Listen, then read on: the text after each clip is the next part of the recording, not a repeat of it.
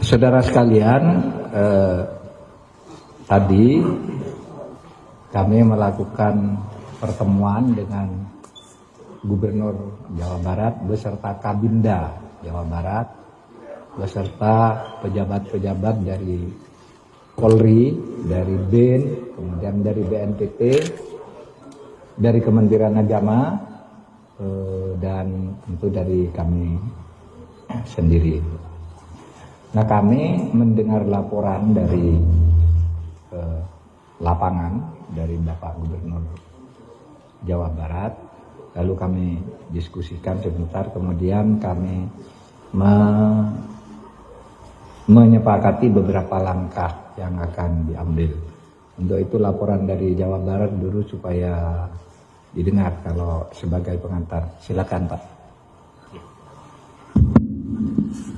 Terima kasih Pak Menko, rekan-rekan media. Hari ini saya hadir memenuhi undangan Pak Menko Polhukam terkait situasi Al Zaitun yang tentu menjadi perhatian publik di nasional. Pada dasarnya kami melaporkan progres dari tim investigasi yang kami bentuk sebagai gubernur yang melakukan investigasi dua arah, melakukan wawancara langsung kepada yang bersangkutan dan tim dari Al Zaitun, dan juga melakukan penggalian data lapangan terkait apa-apa yang menyertai permasalahan ini. Kemudian sudah disampaikan rekomendasi-rekomendasi yang tentu berdampak pada aspek hukum, aspek administrasi, dan aspek keamanan sosial di wilayah Indramayu di Jawa Barat. Nah, dengan selesainya penyampaian laporan, insya Allah dari Pak Menko akan menindaklanjuti dalam waktu yang tidak terlalu lama untuk memfollow up rekomendasi dari tim lapangan di Jawa Barat. Insya Allah arahnya sesuai dengan harapan masyarakat, tapi tentu dengan kehati-hatian karena menyangkut aspek hukum, administrasi, dan juga sumber daya manusia, anak-anak bangsa yang sedang belajar di sana yang tentunya harus kita pikirkan solusi-solusi yang terbaik terhadap situasi ini. Jadi intinya saya datang ke sini melapor, laporannya sudah diterima, setelahnya Pak Menko akan menindaklanjuti dalam waktu yang tidak terlalu lama. Saya kira itu, terima kasih.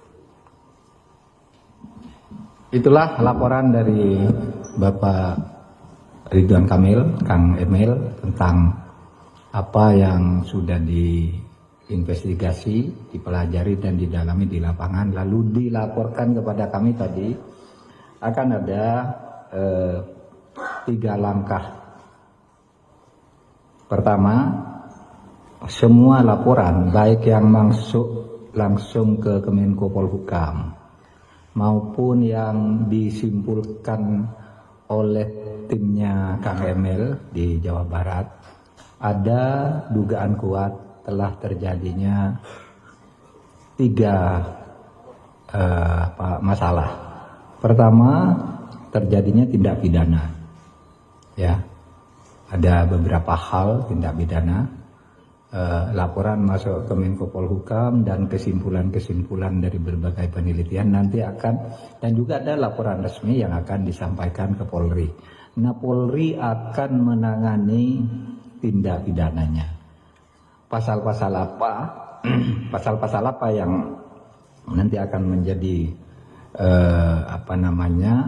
dasar untuk melanjutkan proses pidana nanti akan diumumkan pada waktunya. Tapi Polri akan mengambil tindakan karena dari semua pintu yang masuk laporan pelanggaran pidananya, dugaannya sudah sangat jelas dan unsur-unsurnya sudah diidentifikasi. Tinggal diklarifikasi nanti di dalam pemanggilan atau pemeriksaan. Kemudian yang kedua, tindakan yang kedua adalah pemberian sanksi penataan administrasi kepada pondok pesantren, kepada YPI, Yayasan Pendidikan Islam, yang mempunyai kaki pesantren dan kaki lembaga pendidikan secara berjenjang sampai tingkat perguruan tinggi. Nah, ini akan dilakukan tindakan hukum administrasi. Kalau yang pertama tadi tindakan hukum pidana. Yang kedua ini tindakan hukum administrasi terhadap Yayasan Pendidikan Islam yang mengelola pesantren Al-Zaitun dan sekolah-sekolah madrasah yang dikelola oleh Kementerian Agama. Nah, tindakan administrasi ini dengan tetap menekankan pada pentingnya memberi perlindungan terhadap hak para santri dan murid yang belajar di sana. Seumpama dilakukan tindakan hukum, kita akan menyiapkan dulu langkah-langkah agar mereka yang mempunyai hak konstitusional untuk belajar itu tetap berjalan, tetapi pembenahan dan penataan serta pelurusan secara hukum atas penyelenggaraan YPI itu akan kita segera lakukan, ya, tindakan hukum administrasinya. Pidananya akan segera diproses. Kemudian tindakan yang ketiga ini menjadi tugas lagi Kang Emil sebagai gubernur bersama Kabinda, Polda, Kesbang,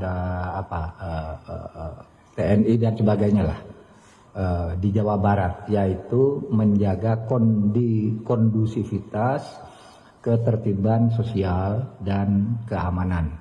Nah, kita pasrahkan yang di lapangan, tolong dikoordinasikan dengan seluruh aparat. Kalau perlu koordinasi dengan pusat dalam hal-hal tertentu, kita buka jalur dengan Pak Gubernur gitu untuk mendata itu. Jadi 3 tindakan ya: pidana, administrasi, dan sosial keamanan, tertib sosial dan keamanan.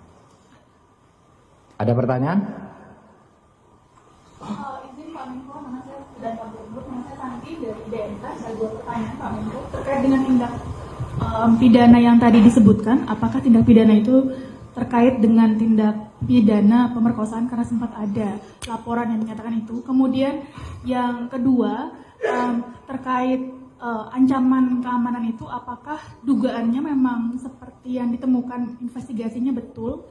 Dikatakan ada dugaan atau sarang dari tindak terorisme di dalam pondok pesantren yang bersangkutan. Terima kasih Pak Menko. Nanti itu akan diumumkan secara resmi dalam waktu tidak terlalu lama.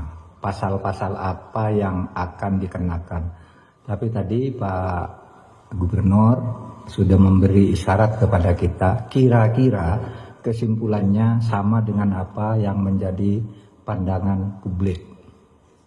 Nah, nanti saudara tafsirkan sendiri pasal-pasal apa yang sudah ada di situ. Saya tidak akan sekarang, karena itu harus lebih hati-hati menyebut pasal-pasal dugaan itu. Ini belum sangkaan ya, baru dugaan. Baru sesudah duga diklarifikasi, baru sangkaan.